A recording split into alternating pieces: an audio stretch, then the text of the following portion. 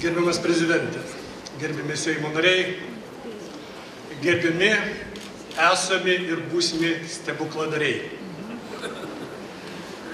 Kai kas sakė, kad jie mums linki padaryti stebuklų ir kad tas stebuklas gali įvykti jau rudenį. Aš papildyčiau. Sakyčiau, kad jau seniai Lietuvoje vyksta stebuklas,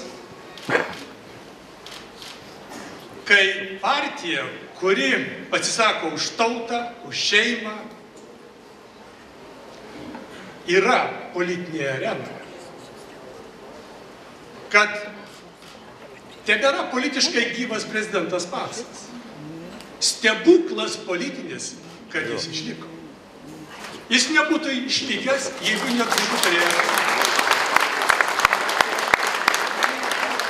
Vienas žmogus negali padaryti tokio stebuklo. Reikalinga visuomenės parama. Pirmiausiai, savų žmonių parama. Ir jūs ją suteikėte prezidentui. Todėl mes dabar po tiek laiko galim čia kalbėti apie savo valstybės ateitį. Ir aš manau, kad stebuklas gali tęstis. Čia aš prisimenu labai garsų žydų politiką ir filosofą, kuris sakė, pavardė Ben-Gurionas. Tas, kas netiki stebuklais, nėra realistas. Kad mūsų valstybė yra stebuklas. Tada, kai ėjom į sąjūdį, mes darėm stebuklą. Aš prisimenu tuos metus tarybinius, kai nieks netikėjo. Tiek nieks.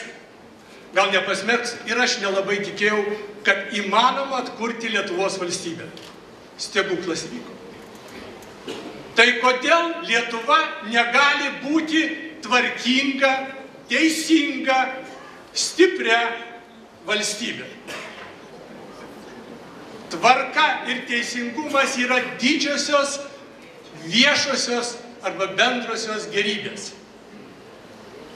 Pagal pavadinimą ir pagal programą, beje, ir pagal susitarimą su visuomenininkais, mes esam nusiteikę stiprinti tvarką, kurios negali būti be teisingumo, be socialinio teisingumo, be juridinio teisingumo.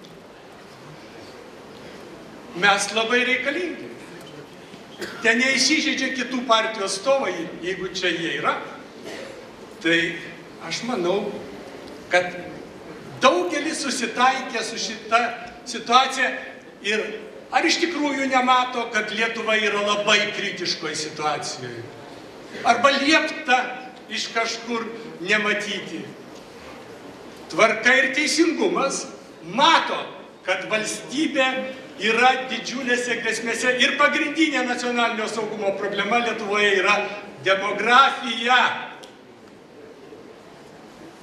Mes turim išlaikyti savo tautą, bet tą galim padaryti tik tai solidariai. Solidarumas įrašytas ir į kai kurių kitų partijų, krikščioniškų ir kairiųjų programas.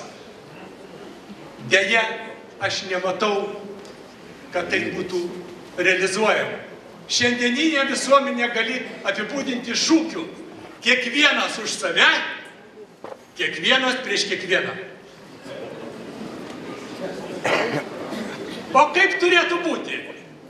Visi už vieną, vienas už visus. Tik taip mes padarysim stebuklą. Darom.